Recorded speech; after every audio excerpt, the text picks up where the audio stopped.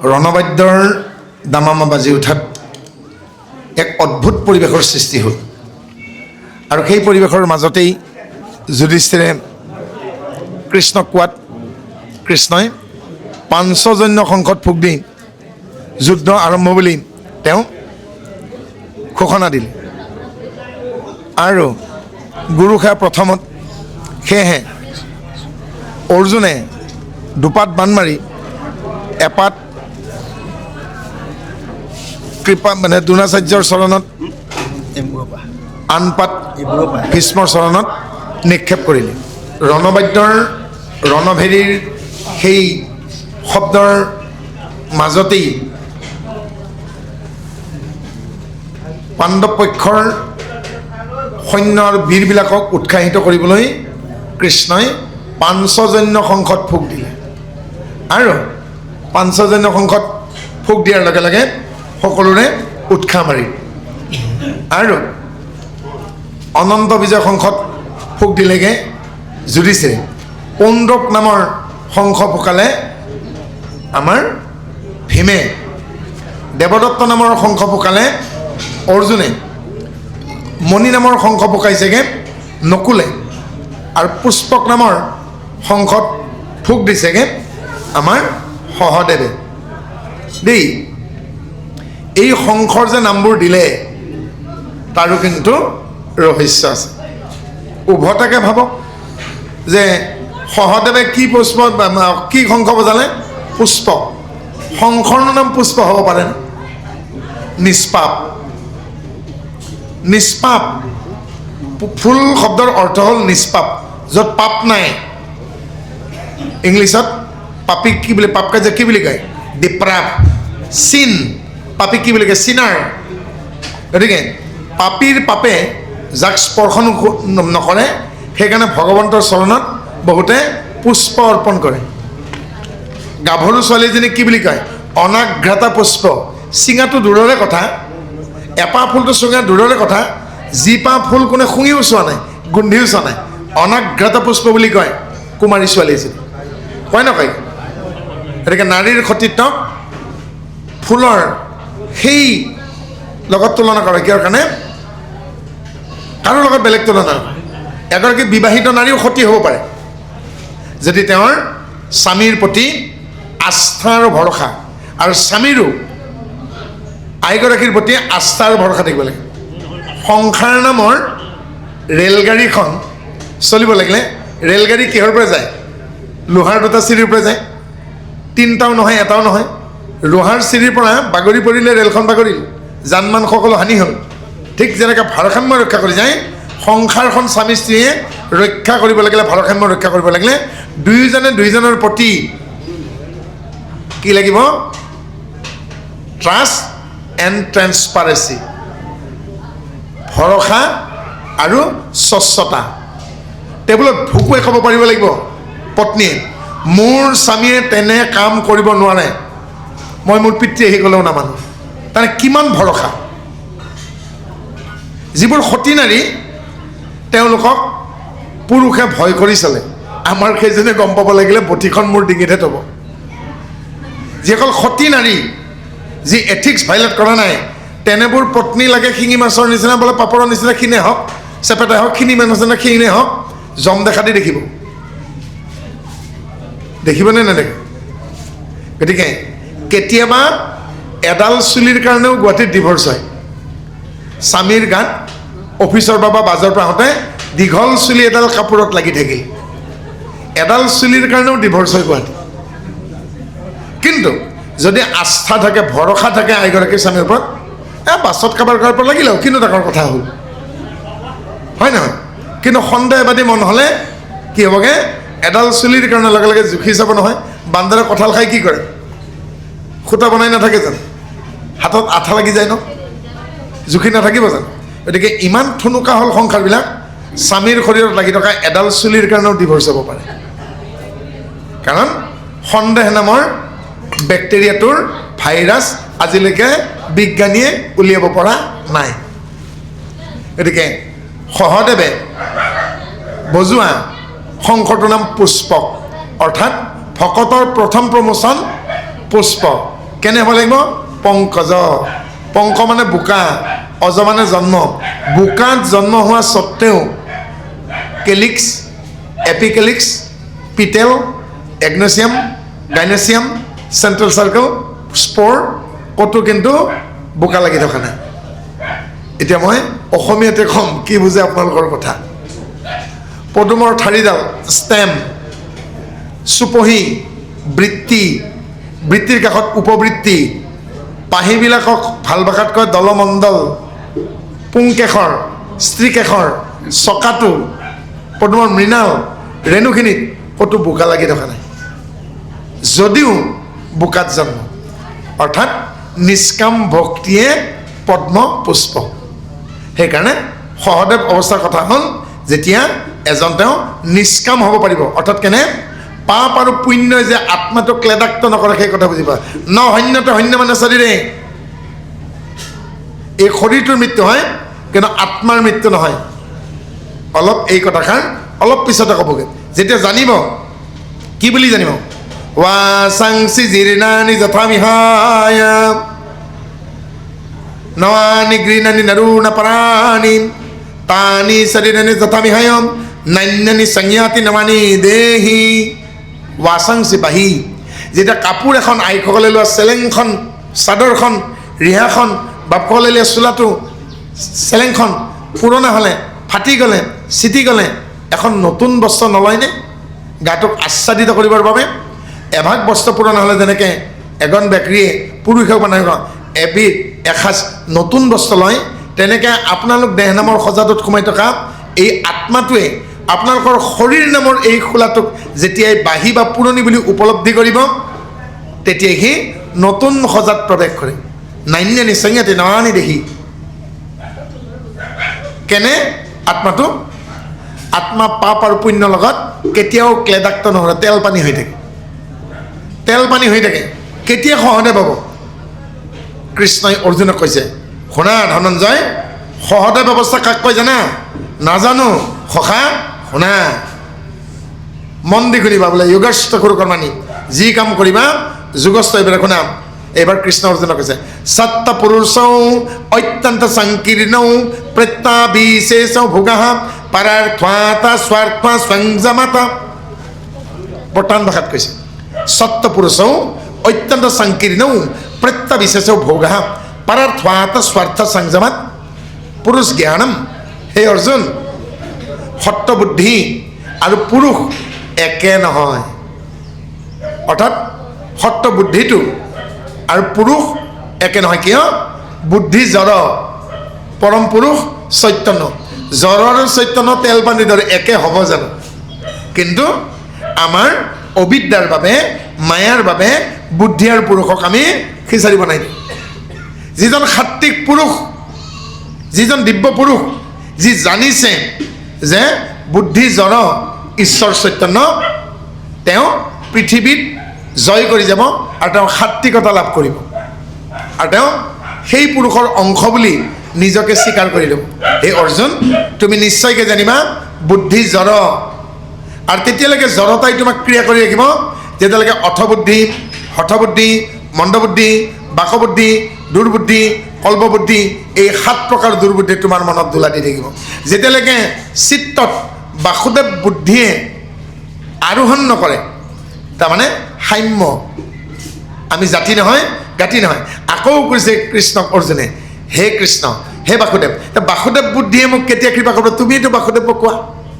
তেতিয়া কৃষ্ণ কৈছে লস্ত্ৰবাদ পৰা দ্ৰব্যেষু মাতৃবাদ পৰা দ্বাৰেষু আত্মবাদ সৰ্বভূতেষু যা পশ্বতি সপন্দি ত্বাহ হে অৰ্জুন বেলেগৰ বস্তু মানে দ্ৰব্য মানে কুটাগছ বুলি জানিবা কুটাগছ মানে চেলেঙেই হওক বা চাদৰে হওক ৰিহাই হওক বা গাছলে হওক দীঘেই হওক বা বাণী হওক এডাল খুঁটা যদি ছিঙি ভূমি সংলগ্ন হয় তাকে বোলে কুটাগছ বেলেগৰ সম্পত্তি দ্ৰব্য বস্ত্ৰই হওক টকাই হওক কুটাগছ মাতৃবৎ পৰা দ্বাৰেষু মোতকৈ কম বয়সীয়া যিগৰাকী মোৰ চকুৰ আগত আছে এয়া মোৰ নিশ্চয় ভনী বা জীয়ৰীৰ সমান মোতকৈ যিগৰাকী ডাঙৰ জ্যেষ্ঠ এয়া নিশ্চয় মোৰ বাইদেউ হ'ব মাহী হ'ব পেহী হ'ব জেঠী হ'ব খুৰী হ'ব অৰ্থাৎ নাৰী মানেই মাতৃ নাৰী মানেই ভগ্নী যিয়ে চাব পৰা নাই মাতৃত্বৰ দৃষ্টিৰে ভগ্নীৰ দৃষ্টিৰে দুহিতাৰ দৃষ্টিৰে তেওঁ পুৰুষেই নহয় কাপুৰুষ তেওঁ এজন কামাতুৰ পুৰুষ আৰু কামাতুৰ পুৰুষে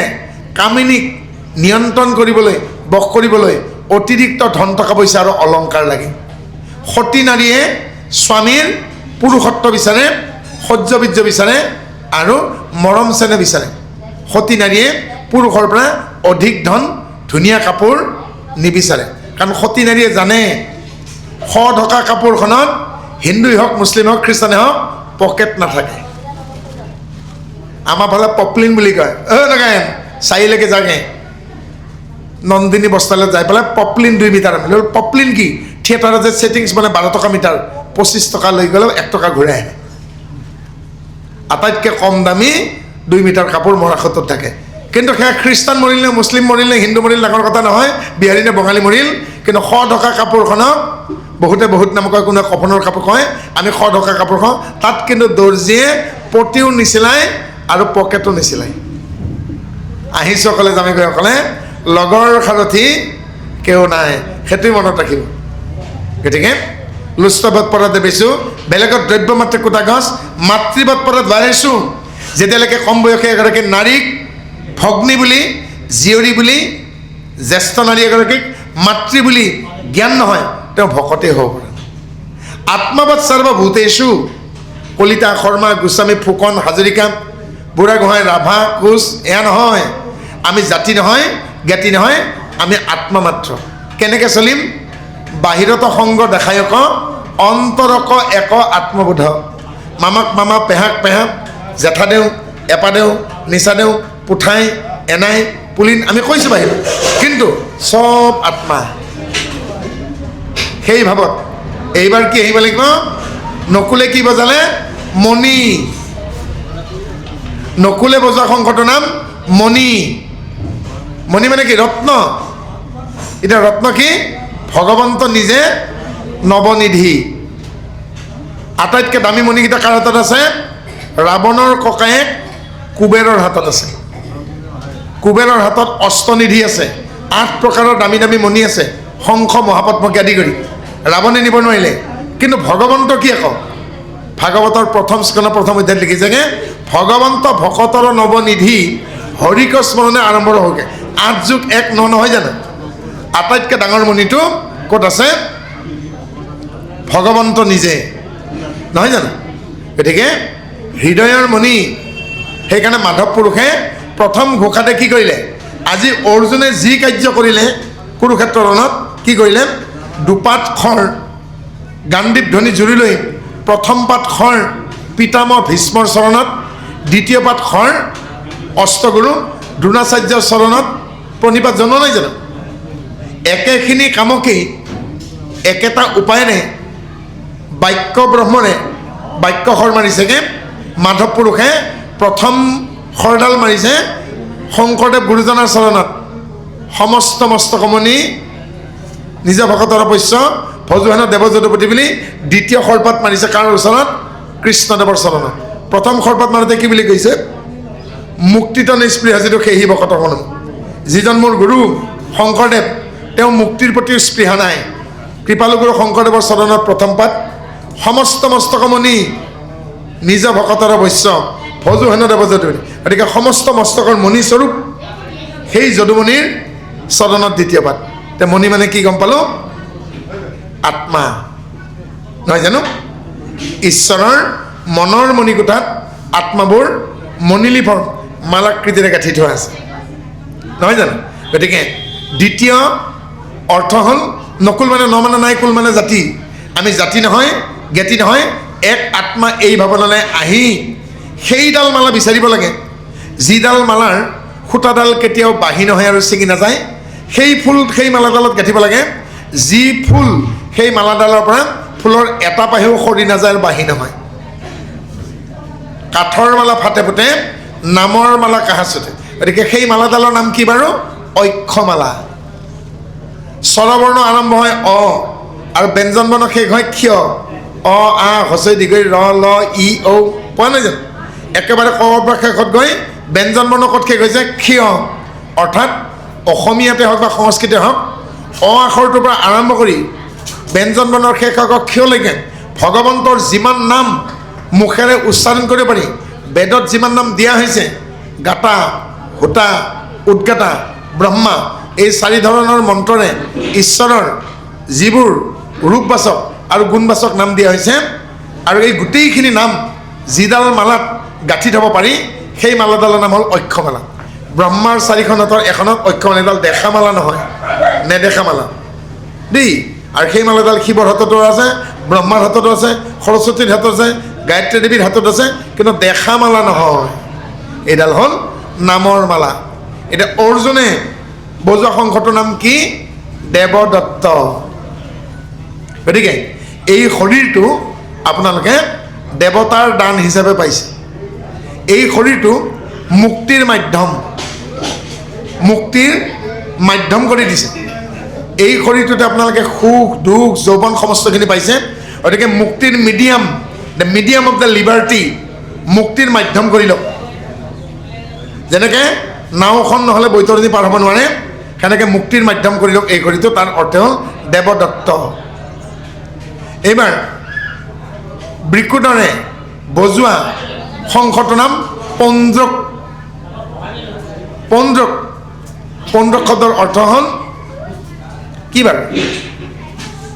যিয়ে পৌণ্ড্ৰক অৱস্থা অতিক্ৰম কৰিছে। শিশু সুলভ আৰু কেঁচুৱামী দুটা ইংলিছতো বেলেগ বেলেগ হৈছে। Child like and child dish. শিশু সুলভ তাৰমানে সৰু ল'ৰা ছোৱালী তাতে সৰল আৰু মস্ত ডাঙৰ মানুহ, কিন্তু বদমাচি কৰিব নোৱাৰে, কাৰোবাক চিকুটি দিয়ে, কাৰোবাৰ কাপোৰ টানি দিয়ে। These are the childlike, not childlike, childish. কেঁচুৱামী, বাচ্চামী, অভদ্ৰামী নহয় জানো? অভদ্ৰামীটো কেঁচুৱাও শিশু সুলভ হ'ব নোৱাৰে। এজন 60 বছৰে 70 বছৰে মানুহে যদি আপোনালোকৰ পদূলি বাটত ধৰি পেলাই 6-7ত পঢ়া গাভৰু ছোৱালীৰ কাপোৰটো টানি দিয়ে, কাৰোবাক কাণখনত ধৰি মুচৰি দিয়ে, এইটো ভাল কথা হয় জানো? সন্মান পাব জানো? Child dish. গতিকে পৌণ্ড্ৰক শব্দৰ অৰ্থ হ'ল যিয়ে বাচ্চামী, কেঁচুৱামী, অৰ্থাৎ এই অভদ্ৰামীবোৰ এৰি কি কৰিলেগে? তেওঁ ভদ্ৰ হ'ল, অৰ্থাৎ গহীন হ'ল। আৰু তেওঁ পৌণ্ড্ৰক শব্দৰ অৰ্থ হ'ল যিয়ে সকলো প্ৰকাৰ অগ্নিৰ বিষয়ে জানে। পেটত থকা যি অগ্নি, পেংক্ৰিয়াছ, অগ্নাশয়, আপোনালোকৰ পাকস্থলীটো তলত আছে। অগ্নাশয়ৰ পৰা এনজাইমবিলাক ওলায়, আৰু যাৰ এই পেংক্ৰিয়াছ উইক, তাক চিকিৎসকে বিটাজাইম, কাৰ্মজাইম, এগ্লজাইম, জিংকভাইট বেলেগে প্ৰেছক্ৰাইব কৰিবলগীয়া হয়। আৰু পেংক্ৰিয়াছত যেতিয়া ৰোগ হ'ব তাক পেংক্ৰিয়াষ্টিক বুলি কয়। হজম শক্তি বেয়া হ'ব, এপেটাইট বেয়া হ'ব, ভোক থাকিব, খাব নোৱাৰিব। মূল গণ্ডগোল জঠৰাগ্নি, গীতাত জঠৰাগ্নি বুলি ক'ব। গতিকে ইয়াৰ উপৰিও আমাৰ শৰীৰত ইহলোকাগ্নি, দৌলোকাগ্নি, পৰ্জনাগ্নি, পুৰুষাগ্নি, য়শাগ্নি, হোমাগ্নি, ক্ৰব্যতাপ, এই সমস্ত অগ্নিৰ বিষয়ে যিয়ে জানে তেওঁৱেই হ'ল পৌণ্ড্ৰক। আৰু সেইকাৰণে দুৰ্যোধনে শকুনিয়ে ষড়যন্ত্ৰ কৰি বিষৰ লাড়ু দিয়া স্বত্তেও কিন্তু সেই বিষে ভীমক একো নকৰিলে। কাউৰীয়ে যেতিয়া আমাৰ মানুহে নিগনি এন্দুৰ বেছি হ'লে নিগনি মৰা, এন্দুৰ মৰা ঔষধ দিয়ে, সেনেকুৱা ঔষধ খাই মৰা নিগনি এন্দুৰ খাই পেলাই কিন্তু কাউৰী নমৰে। যেতিয়াই গম পালে তিতা জ্বলা টেঙা লাগে ঠোঁটত, মানে বিষৰ সোৱাদটো গম পায়গৈ, ভীমকলত গৈ বা কলগছত গৈ পাতখিলাত দুবাৰ মচি দিলে বিষটো নোহোৱা যায়। অৰ্থাৎ পশু পক্ষীও জানে কেনেকৈ বাচিব লাগে। গতিকে পৌণ্ড্ৰক অৱস্থাৰ কথাটো হ'ল সকলো প্ৰকাৰ অগ্নিৰ বিষয়ে জ্ঞাত হোৱা। ইয়াৰ পাছত যুধিষ্ঠিৰে যিটো শংখ বজালে তাৰ নাম অনন্ত বিজয়, অৰ্থাৎ অনন্ত কোটি ব্ৰহ্মাণ্ডৰ হৰি অধিকাৰী বুলি জানিব লাগিব। তাৰ অৰ্থ হ'ল অনন্ত বিজয় শব্দৰ অৰ্থ কি বাৰু? সামবেদৰ, ঋগ্বেদৰ প্ৰথম বাক্যশাৰী, অনুৰণীয়ান মহতো মহীয়ান। ঈশ্বৰ যদি সূক্ষ্ম, সূক্ষ্মতকৈও সূক্ষ্ম, আৰু যদি বিশাল, বিশালতকৈ বিশাল। কাপোৰ চিলোৱা এটা বেজী, আইসকলে ধেমালিকে কয়, আলি আলিয়ে যায় মূৰ দাঙি দাঙি চায়, নহয় জানো? কাপোৰ চিলোৱা বেজীটো, কাপোৰ চিলোৱা বেজীটোৰ আগত কলেৰা বেমাৰৰ 500 বীজাণুৱে বহিব পাৰে। কলেৰা বেমাৰৰ 500 বীজাণু যদি কাপোৰ চিলোৱা ফুল বেজী এটাৰ ওপৰত বহিব পাৰে, আৰু সেই বীজাণুবিলাকে খোৱা বস্তুবোৰ কিমান সৰু হ'ব? হাউ মাছ মাইক্ৰ', কিমান সূক্ষ্ম, সেইকাৰণে কৈছেগৈ ঈশ্বৰ সূক্ষ্মতকৈও সূক্ষ্ম। আমি এতিয়া টুনিজান নামঘৰত আছোঁ, হয়নে? এয়া লালুক আৰু হাৰমতিৰ মাজত এইখন লখিমপুৰ জিলা, লখিমপুৰখন অসমত আছে, অসমখন উত্তৰ পূৰ্বাঞ্চলত, উত্তৰ পূৰ্বাঞ্চলখন চিকেন নেকৰ সৈতে বেংগলৰ সৈতে ইণ্ডিয়াত ভাৰতবৰ্ষত লাগি আছে, ভাৰতবৰ্ষখন এছিয়াত আছে, এছিয়াখন পৃথিৱীত আছে, পৃথিৱীখন সৌৰজগত, সৌৰজগতখন হাতীপতিত, তাৰপাছত মস্ততা হস্তিডিম্ব, sky is the last limit. আছে জানো আকাশৰ শেষ সীমা? সেইকাৰণে কি কৈছেগৈ বিশালতকৈও বিশাল, সূক্ষ্মতকৈও সূক্ষ্ম, তাৰ অৰ্থই হ'ল অনন্ত বিজয়। আজিৰ আগতে চাগে এইবোৰ কথা আপোনালোকে এনেধৰণে শুনা নাছিল। ময়ো আৰ্টছৰ মানুহ নহয়, মই বিজ্ঞানৰহে মানুহ। যেতিয়া এইবোৰ কথা বুজি পোৱা নাছিলোঁ, হৰিদ্বাৰলৈকে গৈ কেইজনমান সাধু সন্যাসীৰ লগত বহি স্কুলত পঢ়িছোঁ গীতা যোগাৰ্থ কি, আৰু নহ'লে এইবোৰ ক'ব নোৱাৰোঁ। তাৰ ভিতৰত মই আজি উচ্চাৰণ কৰিবলগীয়া হৈছে মহৰ্ষি মহেশ যোগী, হলেণ্ডত প্ৰাণত্যাগ কৰে এজন শংকৰাচাৰ্য আছিল। ট্ৰান্সিডেণ্টেল মেডিটেশ্যন তেওঁ এষ্টাব্লিছ কৰি থৈ গৈছে। বহু হাজাৰ মহৰ্ষি স্কুল পাতিছেগৈ, মহৰ্ষি অ'পেন ইউনিভাৰ্চিটি 200 খুলি থৈ গৈছে। ডক্টৰ টনি নেডৰ বৰ্তমান আমেৰিকাত আছে, আমেৰিকা যুক্তৰাষ্ট্ৰত। তেওঁ এজন ইছলাম ধৰ্মৰ মানুহ আছিল, বেদৰ ওপৰত ৰিচাৰ্চ কৰিছেগৈ, সংগ পাবলৈ আমি সক্ষম হৈছোঁ। লগতে স্বামী অৱধেশানন্দ, জোনাপীঠগড়ৰ শংকৰাচাৰ্য, অৱধূত স্বামী, ৰীতেশ্বৰজী মহাৰাজ, এইসকল গীতা, ভাগৱত আৰু বেদৰ, সংস্কৃতৰ প্ৰকাণ্ড পণ্ডিত। কিন্তু শুনি আচৰিত হ'ব, এই আটাইকেইজন স্বামী অৱধূত স্বামী, অৱধেশানন্দ, মহৰ্ষি মহেশ যোগী, গোটেইগাল কিন্তু ছায়েন্সৰ মানুহ। এটমিক্স ফিজিক্সৰ PhD হোল্ডাৰ মহৰ্ষি মহেশ যোগী। ৰীতেশ্বৰজী মহাৰাজো তেওঁ ফিজিক্সৰ মানুহ, মেক্সিমামেই বিজ্ঞানৰ মানুহ। সেই বিজ্ঞানৰ ডাঙৰ ডাঙৰ প্ৰকাণ্ড অধ্যাপকসকল কেনেকৈ শাস্ত্ৰজ্ঞ হ'ল? তেওঁলোকে জীৱনটোক জানিবলৈ বিচাৰিছে। আজি তেওঁলোকৰ যদি মই সান্নিধ্য নাপালোহেঁতেন, তেতিয়াহ'লে মই কুঁৱাৰ ভেকুলী হৈ থাকিলোহেঁতেন। মোৰ উপাধিটোত নিশ্চয় গম পাইছে, মই জনজাতীয় মানুহ, আৰু ব্ৰহ্মা বুলি যদি মই উপাধিটো লিখোঁ, মই গেঞ্জি কেনেকৈ পিন্ধিম? 4টা মূৰ, সেইকাৰণে 3টা খুলি থৈছোঁ, এতিয়া ব্ৰহ্ম হৈ গ'ল। নহ'লে গেঞ্জি পিন্ধিব অসুবিধা যে। বাহিৰত মই ব্ৰহ্মা ব্ৰহ্মা বুলি কৈ থাকে, মই ব্ৰহ্মা নহয়ও, মই তেওঁৰ সৃষ্টিকৰ্তা। 4টা মূৰ থাকিলে মই কেনেকৈ গেঞ্জি পিন্ধিম? আমাৰ উপাধিটো ব্ৰহ্মহে, ব্ৰহ্মা বুলি উপাধি নাই নহয়, ব্ৰহ্মা ঈশ্বৰহে দেই। গতিকে মই যদি সেইবোৰ নপঢ়িলোহেঁতেন, ককা দেউতাই যদি লগত লৈ নুফুৰিলেহেঁতেন, এইবোৰ নাগালেহেঁতেন, বুজাই নিদিলেহেঁতেন, এইবোৰ জানো চুজি খালে, চকুবোৰ মুজি থাকিলে, গাৰুত মূৰটো গুজি দিলে বুজি পোৱা বস্তু নেকি বাৰু? প্ৰেছাৰ কুকাৰত শিলগুটি দি পেলাই হুইচেল দিয়া নিচিনা কথা, হয়নে? গতিকে ঈশ্বৰে ভৰ খাব লাগিব, কৃপা কৰিব লাগিব। আকৌ ফুটা আৰু মানে ফুটা বাল্টিং আৰু কলহত পানী থ'লে নাথাকে, গতিকে ষ্টীলৰ হ'লে বা পিতলৰ ৰাং জ্বলাই দিব লাগিব। আৰু এৱা ঘৰতো পানী নাথাকে, পুৰিব লাগিব। ঘৰটো এৱা হ'লেও নহ'ব, অৰ্থাৎ যাৰ শৰণ নাই সেইটোক এৱা ঘট বুলি কৈছে। যেনেকৈ এৱা ঘটত পানী থ'লে নাথাকে, ঠিক সেইদৰে যিসকলে এতিয়ালৈকে শৰণ ভজন হোৱা নাই তেওঁলোকৰ তাত নাথাকিব। কাৰণ স্কুটিখন, বাইকখন চলাবলৈকে ডেকা ল'ৰা ছোৱালী গাভৰুৱে জানে, কিন্তু যদি মূৰত হেলমেটটো নাথাকে, পকেটত লাইচেঞ্চ নাথাকে, ট্ৰেফিক পুলিচে কিন্তু ফাইন কৰিব। গতিকে আপোনালোকৰ শৰীৰটোৱে হ'ল গাড়ীখন। গতিকে গাড়ীখন চলোৱাৰ লাইচেঞ্চ লাগে। অসমীয়াত কি বুলি কয় বাৰু? অনুজ্ঞাপত্ৰ। এখন বাহন চলোৱাৰ অনুজ্ঞাপত্ৰ। গতিকে অনুজ্ঞাপত্ৰ 3খন চৰকাৰী হিচাপত। কি কি? Learner, LMV, HMV। তাৰমানে 18 বছৰতকৈ যদি কম তেতিয়াহ'লে লাৰ্ণাৰ, তাৰমানে আমাৰ ভাষাত গুৰু পৰিচয়। ইয়াৰ পিছত LMV, তাৰমানে সৰু সৰু গাড়ী চলাব পাৰিব, নহয় জানো? এইখন হ'ল আমাৰ শৰণ, মানে 18 বছৰ হোৱাৰ পাছত। এইবাৰ হ'ল ভজন, এনেকৈ ডাম্পাৰে ৰাতি বাম্পাৰ ক'ত ভাঙি তোকে ৰান্তি নাই। ডাঙৰ ডাঙৰ ট্ৰাক চলাব লাগিল HMV, সেইখন হ'ল ভজন, ঈশ্বৰক ভজনা কৰিবলৈ। গতিকে লাইচেঞ্চ প্ৰশাসনিকভাৱে 3খন আৰু আমাৰ আধ্যাত্মিকভাৱে 3খন। নামত শৰণ, হৰিত শৰণ, সন্তত শৰণ, জন্ম নিবাৰণ। শৰণ ভজন ল'লেই নহ'ব, আপোনালোকৰ ঘৰলৈ অহা আলহী অতিথিৰ ভিতৰত যিসকল ভকত বৈষ্ণৱ, তেওঁলোকৰ পৰা আপোনালোকে নজনা কথাবোৰ শিকি বুজি ল'ব। তেওঁৰ উপাধি কি, বয়স কিমান, জাতি কি, কিমান পঢ়িলে নুসুধিব। জনা কথাটো সুধি টাইম পাছ নকৰিব। নজনা কথাটো সুধি তেওঁৰ পৰা আপুনি উপকৃত হ'ব, কাৰণ সাধুসকলৰ পৰা সদায় উপকাৰ হয়। সেইকাৰণে কবিৰাই কৈছে, জাতি ন পুছিও সাধু কি পুছ লিজিয়ে জ্ঞান, মুলকল তলৱাৰ কি পাৰে ৰহনে তো ম্যান। ঘৰলৈ অহা বা আপুনি সৌভাগ্যবশতঃ লগ পোৱা যিজন সাধু, তেওঁ কি জাতিৰ, পাঞ্জাবী নে বিহাৰী নে মাৰোৱাৰী নে অসমীয়া নে ব্ৰাহ্মণ নুসুধিব। জাতি ন পুছিও সাধু কি পুছ লিজিয়ে জ্ঞান, যিখিনি আপোনাৰ সংশয় আছে ছেদন কৰক, নজনা কথাখিনি জানি লওক। মূল কালত তালৱাৰ কি পাৰে ৰহনে তো ম্যান। আমাৰ আহোম ভাষাত হেংদাং বুলি কয়, অসমীয়াত তৰোৱাল বুলি কওঁ। সেই তৰোৱালখনৰ মুঠিটো ঠিকে আছেনে নাই, ধাৰ ঠিকে আছেনে নাই, গদি ঠিকে আছেনে নাই, লগতে মুগৰা ঠিকে আছে নাই। তৰোৱালখন ধৰোঁতে তলৰ ফালে মুঠিটোৰ তলত যে গাঁঠি এটা থাকে, নাট এটা লগাই থাকে, তাক মুগৰা বুলি কয়। মুগৰাটো নাথাকিলে তৰোৱালখন ধৰিব কেনেকৈ, ওলাই যাব হাতৰ মুঠিৰ পৰা।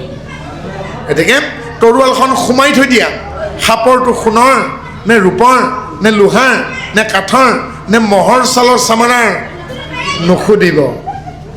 সেনেকৈ কৈছে। গতিকে সৎ অধিয়তে ইতি সাধু, যিয়ে সত্যত থাকে তেওঁৱে সাধু। কি সত্য? যাৰ পৰিৱৰ্তন নাই সেই সত্য, নহয় জানো? গতিকে যি সত্যৰ অপালপ নকৰে তেওঁৱে সাধু। সৎ লোকম অৱস্থানম ইতি ছাত্ৰা। আজি উদ্বোধনী ভাষণত কৈছে দ্বিতীয় বৈকুণ্ঠ বা আজি ভকতৰ সত্ৰ। সাধুসকল য'ত থাকে এই সত্ৰ। আজি এই কেৱল তুনিজাৰ নামঘৰ নহয়, আজি এয়া গীতা জ্ঞান যজ্ঞৰ মহাসত্ৰ, মহাসত্ৰ। গতিকে ঈশ্বৰে কৃপা কৰিব লাগিব, ভৰ খাব লাগিব। এইবাৰ ধুনীয়া বুদ্ধি এটা দিওঁ। আমাৰ ভাষাত ফুটা কল আৰু বাল্টিঙত ৰাং জ্বালাই মালা বুলি কয়, আমাৰ ট্ৰাইবেল মানুহ। অৰ্থাৎ কলটো ফুটিলে পিতলৰ আৰু ষ্টীলৰ বাল্টিটো ফুটিলে কেলে ৰাং জ্বালাই মাৰে, কমাৰে। গতিকে তাৰমানে স্মৃতিৰ কাৰণে বিস্মৃতিৰ প্ৰয়োজন। ধুনীয়া ধুনীয়া কথাবোৰ ওলাই আছে, পাঠকে পাঠ কৰি আছে, আমি সৰলীকৰণ কৰিবলৈ প্ৰয়াস কৰিছোঁ, কিন্তু কি কাৰণে মনত ৰাখিব পৰা নাই, তাৰমানে থৈছোঁ ওলাই গৈ আছে। গতিকে কি কৰিব দিছে, সেইকাৰণে স্মৃতিৰ কাৰণে বিস্মৃতিৰ প্ৰয়োজন। ভাল ভাল প্ৰয়োজনীয় আধ্যাত্মিক কথাবোৰ জানিবলৈ, বুজিবলৈ, মনত ৰাখিবলৈকে আধ্যাত্মিক কি অধি যোগ আত্মা যোগ ইক প্ৰত্যযোগ হৈ আধ্যাত্মিক কৈছে। য'ত আত্মাৰ কথা ওলায়, পৰমাত্মাৰ কথা ওলায়, জীৱনৰ তৰণৰ কথা ওলায়, প্ৰাৰব্ধ আৰব্ধ অনাৰব্ধ তিনি প্ৰকাৰ সংস্কাৰৰ কথা ওলায়, আদি দৈবিক আদি ভৌতিক আধ্যাত্মিক এই তিনি প্ৰকাৰ তাপৰ কথা ওলায়। তাপত্ৰয়ী উন্মিলনম, আদি ভৌতিক আদি দৈবিক আধ্যাত্মিক এই তিনি তাপৰ পৰা কেনেকৈ পৰিত্ৰাণ পাম, জীৱৰ কেনেকৈ উত্তৰণ হ'ব, অধগামীৰ পৰা কেনেকৈ ঊৰ্ধ্বগামী হ'ব, পুৰুষে কেনেকৈ মুক্তি পাব, এই কথাবোৰ য'ত আলোচনা হয় সেয়ে আধ্যাত্মিক। এনেধৰণৰ আধ্যাত্মিক কথাবোৰ, প্ৰয়োজনীয় কথাবোৰ মনত ৰাখিবলৈ হ'লে স্মৃতিৰ কাৰণে বিস্মৃতিৰ পৰা, যিবোৰ এই যুগ সাপেক্ষে, এই সময় সাপেক্ষে, নৰতন দেহা লাভ কৰা সাপেক্ষে অপ্ৰয়োজনীয়, অদৰকাৰী, নিৰৰ্থক, সেয়া কৰ্মকাণ্ড হ'ব পাৰে, পৰম্পৰা হ'ব পাৰে, এৰিবৰ হ'ল। অলাগতিয়াল বুলি যদি নেৰে, তামোলডাল, নাৰিকলডাল, চাওঁ তামোল, মোমাই তামোল এইবোৰ ওখ হৈ যোৱা নাই জানো? ওখ হৈ গ'লে বগুনাবোৰ এৰি এৰি যোৱা নাই জানো? হয় নাই? গতিকে যেনেকৈ এই তামোলডাল, নাৰিকলডাল, চাওঁ তামোল, মোমাই তামোল এইবোৰ ওখ হৈ গৈ থাকে, এটা এটা চিন হৈ গৈ থাকে আৰু বগুনাবোৰ তললৈ পেলাই দিয়ে। ঠিক তেনেকৈ আপোনালোকৰো বয়স বাঢ়ি যাব, বয়স বঢ়াৰ চিন আহিব, কিন্তু সেই হিচাপে যদি এই অলাগতিয়াল পুৰণা পাতকেইটা যেনেকৈ পেলাই দিয়ে বগুনাকেইখন, সেনেকৈ যদি অলাগতিয়ালবিলাক এৰুৱাই দিব নোৱাৰে, অৰ্থাৎ যেতিয়ালৈকে এজন ব্যক্তিয়ে সত্য শুদ্ধ ভাৱনালৈ আহি জড় চেতনাৰ ঊৰ্ধত চৈতন্য ভাৱনালৈ আহিব নোৱাৰে, তেওঁ জীৱনৰ পদূলি বাটত কেতিয়াও সৎসংগ লাভ নকৰে। আৰু সৎসংগ লাভ নকৰিলে তেওঁ তেতিয়াও জীৱনৰ দৰ্শনটো লাভ নকৰে। এইটোৱে গীতা আৰু ভাগৱতৰ মূল কথা। ভাকাম ভাবুকাম গপদম জ্ঞেয়ম ৱপদম বৈষ্ণৱম তপদম তত্ত্বদৰ্শনম।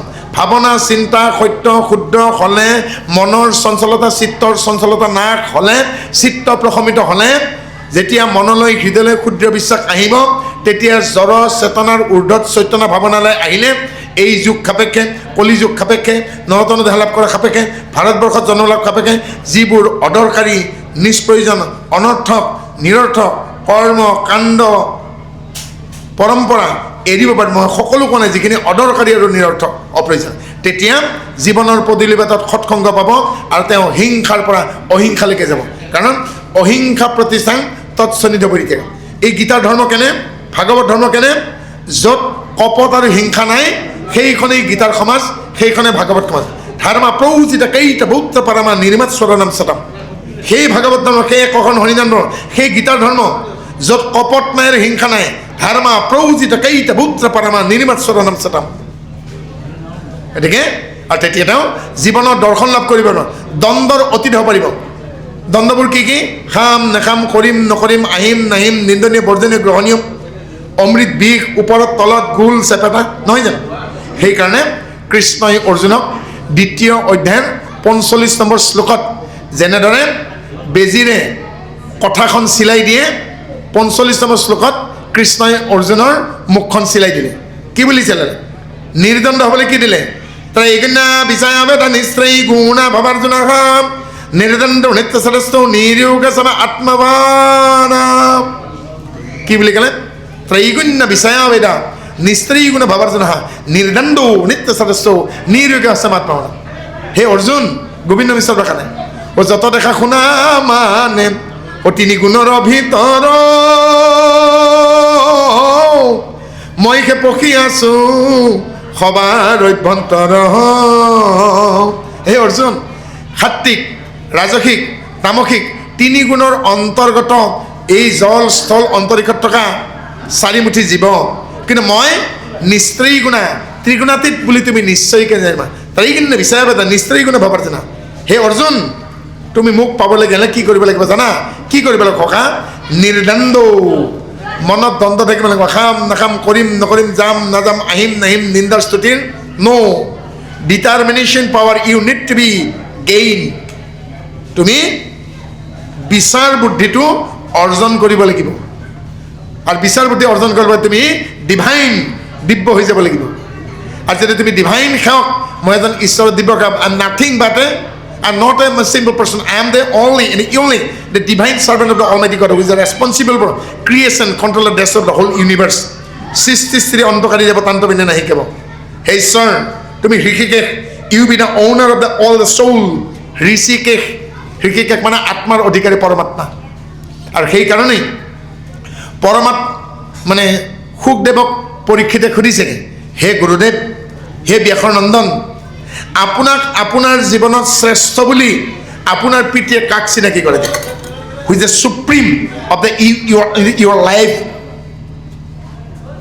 with whom introduction by your father or the parents আপোনাক আপোনাৰ জীৱনত কাক শ্ৰেষ্ঠ সৰ্বশ্ৰেষ্ঠ বুলি চিনাকি কৰে 7 নম্বৰ আৰু 8 নম্বৰ খানি ভাগৱত মাহাত্ম্যত কি কৈছে এবাৰ মিলি চাওক শ্ৰীমদ ভাগৱতে মহামুনিকৃতে কিংবা পৰিশ্বৰহম সদ্য নিদ্য অবৰিদ্ধতে কৃত্যবি শুশ্ৰূষবিস্তৎসন হে ৰাজন কৃষ্ণ দৈপায়ন বাদৰায়ণ বেদপাক মোৰ পিতৃ পুৰাণমুনি কৃষ্ণদেৱান বেদানন্দ দেৱকে মোক পৰমেশ্বৰ পৰমাত্মাৰ সৈতে চিনাকি কৰাই দিলে আৰু পৰমাত্মা পৰমেশ্বৰৰ সৈতে চিনাকি হোৱাৰ পাছত কিংবা পৰিশ্বৰ পৰমেশ্বৰ শব্দৰ বিপৰীতে পৰিশ্বৰ দেৱী গডছ ক্ষুদ্ৰ দেৱী প ৰত ঐকাৰ ৰ দীৰ্ঘ ঐকাৰ তালেব শৈবস্বৰ কিংবা পৰিশ্বৰ পৰমাত্মা পৰমেশ্বৰৰ লগত চিনাকি হোৱাৰ পাছত অন্য ক্ষুদ্ৰ দেৱ দেৱী পৃথকে উপাসনা কৰাৰ প্ৰয়োজন নেকি what is the necessity separately worship when you they introduce the Almighty God who is responsible for creation and the rest of the whole universe now what is the necessity to separately again to worship or to kneel down in front of the demigods এই কথাখিনিকে যদি মই এতিয়া আমেৰিকাত ইংলেণ্ডত কিউবাত ক'ব লগা তেনেকৈ ক'ব লগা হ'ব বেয়া নাপাব দেই এই সাংবাদিক বন্ধুবিলাকৰ পাল্লাত পৰি মানে মোৰ জিভাখনৰ পাক বেছি হৈছেগৈ ব্ৰেক মাৰিব লাগে কেতিয়াবা টান পাওঁ মানে জুচ আহি গ'লে কেতিয়াবা LMGৰ যেতিয়া অট'মেটিক ছুইচটো টিপি দিলে একেলগে 28 ৰাউণ্ড গুলি ওলাই যায় ৰেগুলাৰ টিপি দিলে ছেকেণ্ডত এটাকে যায় মই গম পাইছোঁ মোৰ নিজৰ স্পীডটো বেছি সেইকাৰণে ব্ৰেক মাৰিছোঁ বাপে চকুত টিপ দিওঁতে মই গম পাইছোঁ বোপায়ো মাথাৰ ওপৰেদি উৰি যাতা হয় মই তেতিয়াই গম পাইছোঁ গুলিবোৰ লাহে লাহে মাৰিব লাগিব কিন্তু উপায় নাই কি কৰিবগৈ গতিকে সেই কথাকে কৃষ্ণই অৰ্জুনক কি ক'লে কি হ'ব লাগিব নিৰ্দণ্ড মনত ডাইলেমা থাকিব লাগিব দণ্ডাতীত দ্বন্দ্বৰ অতীত হ'ব লাগিব নিত্য সতস্থ সত্য অৱস্থা কেনে গাভৰু বোৱাৰীগৰাকী সৰসজ্জাত পৰিলে স্বামীগৰাকী ঈশ্বৰক কি কয় পোৱালীকেইটা